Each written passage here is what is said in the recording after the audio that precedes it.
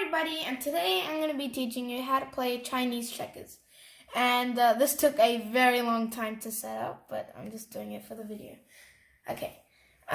Basically, you can either play with 2 players, 3 players, or 6 players. You can't play with 4 or 5 or 1 because they just don't work.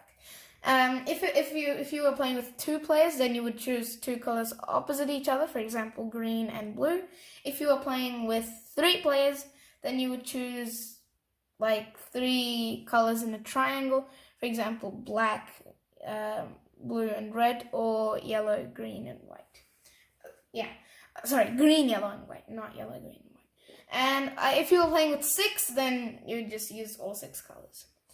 So basically, on your turn, you can either jump over a piece, or you can just move a piece 1 step forward. But you can only do one thing at a time. But let's say,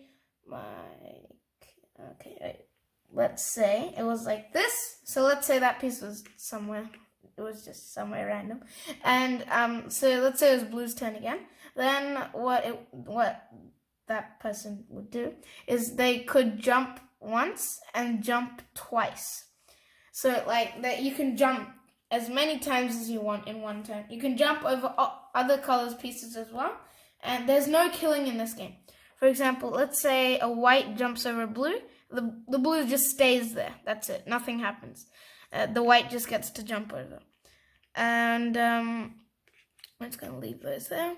And you can't, so for example, you can't go through pieces, so you have to follow the lines when you're jumping, and there's no line from here to here because that's going through a piece. You can go here or here, and from here you can also just go there.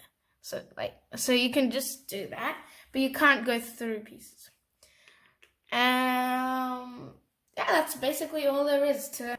So basically all you have to do is so the objective of the game is you have to get all your pieces on your side on your color to the opposite color.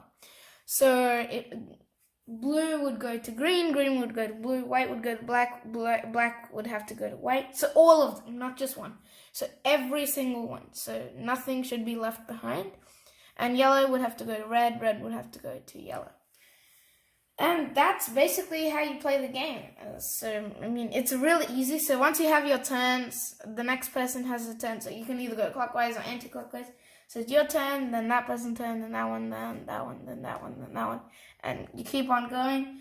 That's if there were 6 players. If there was only 3, so that would be blue, black, red, or whatever colors in whatever direction.